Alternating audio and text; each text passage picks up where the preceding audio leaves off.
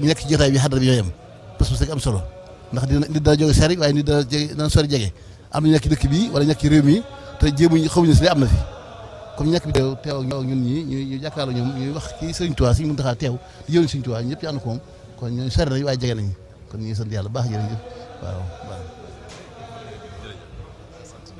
jërëjëf Serigne Habibou Mbacké ibnu Cheikh Ahmadou Fadal buñ ko waxee rek xel yëpp dem ci kuréel gi di Touba ci kanam mu nekk jëwriñ ji di ci liggéey bu am solo kon xam naa dañuy desandeeg ba tey yéen ci biir salle bi rek ci kaddu yu am solo yi nga xam ne ni mu ngi bàyyeekoo ci kilifa yi ba ci kanam bala Baye Mansour di jël kaddu gi.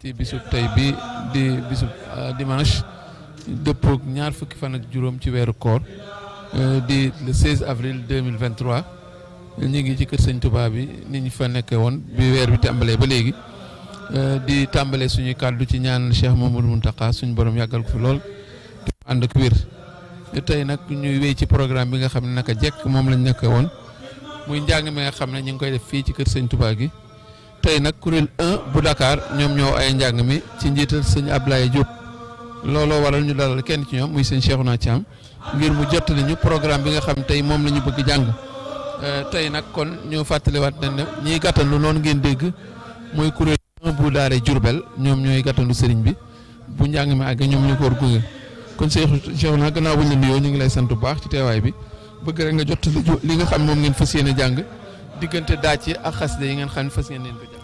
asalaamaaleykum wa rahmatullahi wa barakaatuhu.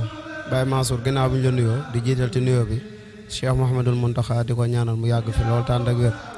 ñu ngi nuyu ñi ñuy topp ñëpp programme tey bi nag ni ñu ko waxee rek mu ngi commencé xasida Ramadan yi nga xam ne sëñ Mountakha moo jox ndigal jàng ko bi ci njëkk ni ñu ngi koy jàng daaju sëñ Moustapha Sy Muxaddamatul Amdah moo ci tege ñu koy jàng daaju sëñ Mbaye Diop ak lil Mustafa nawaytumaa yu jaddi bi ñu koy jàng daaju sëriñ Boole Mbay ak wajjahtu ab karamataxi muy way naka la ala xuliqin azim ñu koy jàng daaju sëñ Masamba ak wudu safa yi ñu koy jàng daaju sëñ May Bey loolu mooy programme mu tey bi incha allah ñu war koo presté fii ci résidence bi. jërëjëf sëñ Cheikhouna kon ni ngeen ko déggee kon njàng mi dina doon xasida yu wute waaye lépp diirub waxtu lay doon ni nga xam noonu la ko kuréel yëpp defee kon ñuy sant bu baax sëñ Cheikhouna di ko ñaan mën na delluwaat ci kuréel gi ndax njàng mi xam naa ne léegi mu war a tàmbali ndax sëriñ bu yegsee rek njàng mi lay daal di tàmbali. Donc en ce 25e jour du mois lunaire de Ramadan, nous sommes là encore dans la résidence des hôtes du Khalife, là où se déroule cette prestation qui regroupe, n'est-ce pas, et qui retient l'attention du monde entier, puisqu'avec la magie de l'Internet, ce sont des séances qui sont vécues au même moment partout. Et le programme, c'est le même. C'est une déclamation sur les écrits du Cheikh. Et on se rappelle que le Khalife a bien voulu varier le répertoire en proposant ou bien en donnant instruction de déclamer des écrits qui sont strictement dédiés au mois lunaire de Ramadan. Et chaque kuréel, n'est-ce pas, a sa part dans ce choix. Et aujourd'hui encore, le Kourel 1 de Dakar, sous la direction du maître de chœur Serigne Ablaye Diop, également seront également mis à contribution pour cela.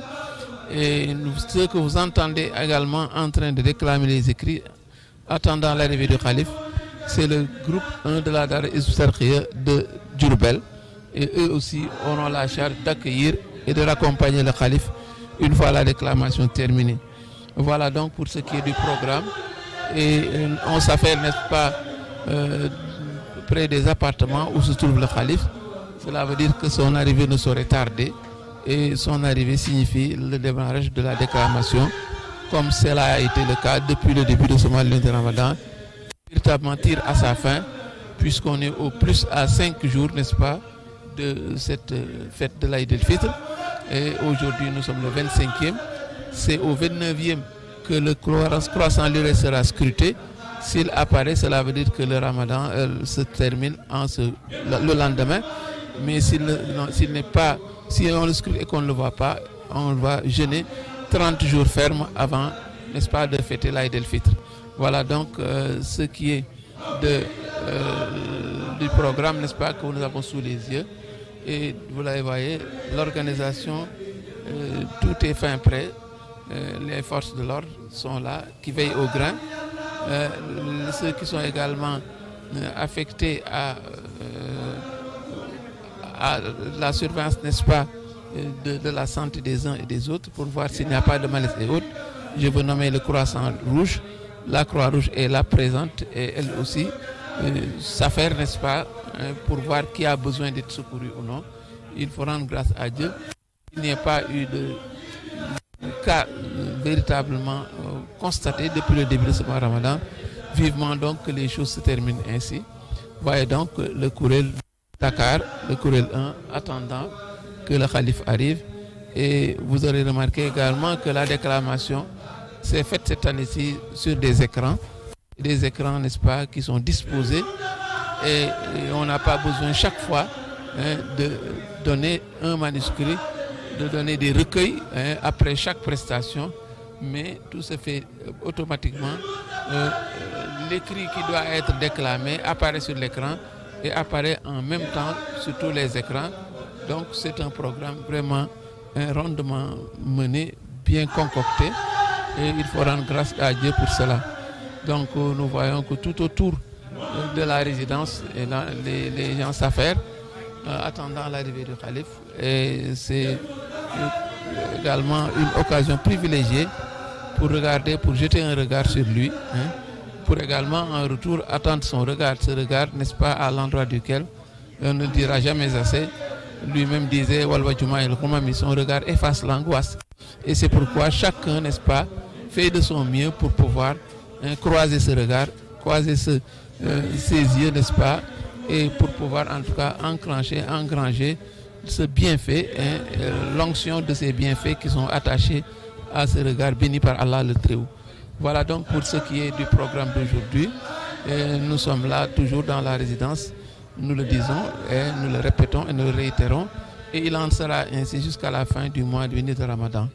Vous voyez donc